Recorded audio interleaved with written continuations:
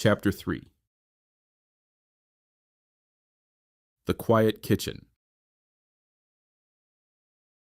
Grief did not roar. It lingered. It sat in the corners of the house like an uninvited guest who refused to leave.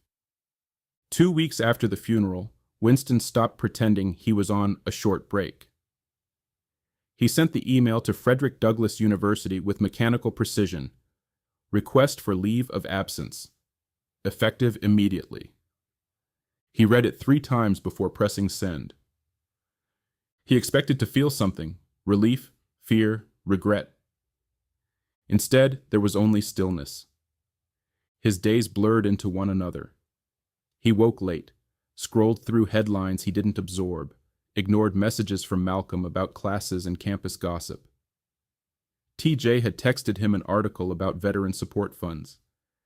Elijah sent a photo of an empty seat in the dining hall with the caption, "Saving this for you." Winston didn't know how to respond. He moved through the house like a visitor. His father had returned to work at the Metro maintenance yard, though he spoke less now.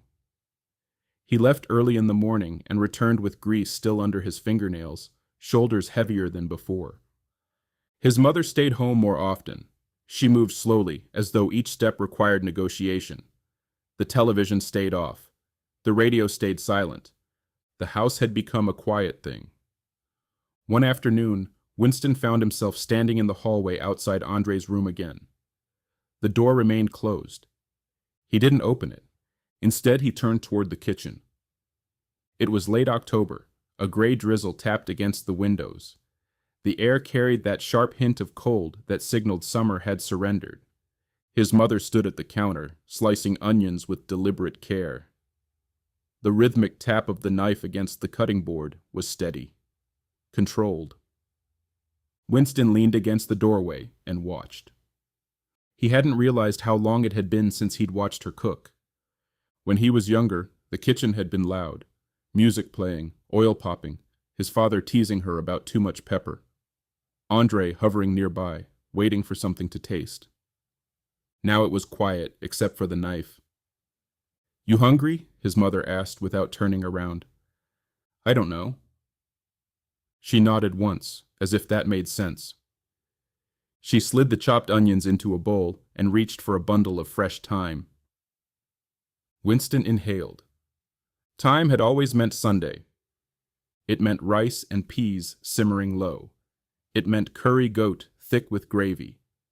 It meant the kind of meals that stretched across hours and invited stories to settle at the table. He stepped forward. "Need help?" She paused. For a second he thought she might say no. Then she handed him a cutting board. "Wash these," she said softly, pushing scallions toward him. He turned on the faucet. The water ran cool over his hands. He watched dirt rinse away from the green stalks. Simple task, clear beginning, clear end. He trimmed the roots, sliced thin. The scent sharpened in the air. His mother moved to the stove, heating oil in a heavy-bottomed pot. When she added garlic, the kitchen shifted. That first hiss of garlic hitting oil cracked something open inside him. He hadn't cried since the funeral. Not really. But standing there watching steam rise from the pot, something loosened in his chest. "What are we making?" he asked. "Brown stew chicken." He nodded. Andre's favorite. His mother seasoned the chicken methodically: salt, black pepper, thyme, crushed garlic, scallions. Then she reached for a small jar and spooned out a paste dark with allspice, ginger, and Scotch bonnet pepper. The smell bloomed instantly, warm, sharp, alive. Winston closed his eyes. Allspice carried memory. He saw his grandmother's yard in Jamaica from the one trip they'd taken years ago. Sun high, cousins running barefoot, jerk pans smoking at the edge of the property. He remembered Andre laughing as he tried to handle the heat of the pepper, pretending it didn't burn. "Food was never just food back home," his mother said quietly, as though reading his thoughts. Winston looked at her. She rarely talked about Jamaica in detail. Not like this. It was how we kept family together, she continued, stirring the pot. Even when money was tight, even when people left, you always came back for food. The chicken hit the hot oil. The sizzle filled the room. For the first time in weeks, Winston felt present. Not thinking about emails, not thinking about folded flags, just watching skin brown, watching onions soften, watching color deepen in the pan. His mother added a splash of browning sauce. The liquid hissed and thickened, coating everything in a rich mahogany glaze. "Turn it," she said. He reached for the tongs. His movements were awkward at first, too hesitant, too careful. The chicken stuck slightly to the pan before releasing. "That's fine," she said. "Let it sear. Don't rush it." He swallowed. "Don't rush it." The words settled somewhere deeper than cooking. They worked in near silence after that. He chopped carrots, sliced bell peppers, measured water for the rice. The kitchen grew warmer, the windows fogged. Outside, rain fell steady. Inside, the pot simmered. As the stew thickened, his mother began telling stories about growing up in St. Elizabeth Parish, about walking to school barefoot, about Sunday dinners when neighbors brought whatever they had and pooled it together. "We didn't have much," she said, "but nobody left hungry." Winston listened. He had heard pieces of these stories before, but never like this. Never in the hush of shared grief. "When your father and I came here," she continued, "we didn't know if we would make it, but we knew how to cook, and that meant we could always feed ourselves, feed our children." She looked at him then. Andre loved this dish because it reminded him that he had somewhere to come back to. The words struck hard. Had. Winston stared at the stew bubbling gently. "I should have called him more," he muttered. His mother set the spoon down. "You loved him," she said firmly. "That is what matters." He nodded, though guilt lingered. They plated the food together.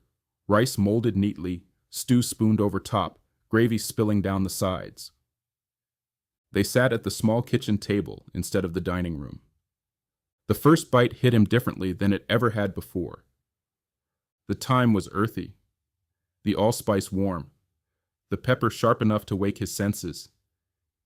He chewed slowly. For weeks, food had tasted like obligation. Now it tasted like something, like memory, like heat, like presence. He realized then that this was the first moment since the funeral that his mind had not drifted to that knock at the door. He had been here, in the kitchen, with his hands working, with his senses engaged. He looked at his mother. "Teach me," he said. She blinked. "Teach you what?" "All of it." Something shifted in her expression, surprise, then something softer. "You sure?" He nodded. That night, after dishes were washed and leftovers packed away, Winston remained in the kitchen alone. He opened the spice cabinet. Paprika, curry powder, dried thyme, allspice berries in a small glass jar. He rolled one between his fingers. In computer science, everything had felt theoretical. Lines of code, systems invisible to the eye. This was different. This was tangible.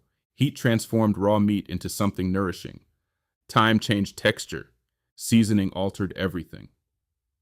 He placed the allspice back carefully. Upstairs, the house creaked. He thought about Andre, not as a Marine in dress blues, but as a boy sneaking extra dumplings off the stove, as a teenager flexing in the mirror before prom, as a brother who had believed in him without hesitation. For the first time since the call, Winston did not feel hollow. He felt unfinished, raw, uncooked. The thought startled him. Cooking required patience, required heat, required attention. Maybe grief did too. The next morning, he woke before his parents. He went straight to the kitchen. He cracked eggs into a bowl, whisked them, added chopped scallions and a dash of black pepper the way he had seen his mother do. The pan warmed beneath his palm, before he poured the mixture in.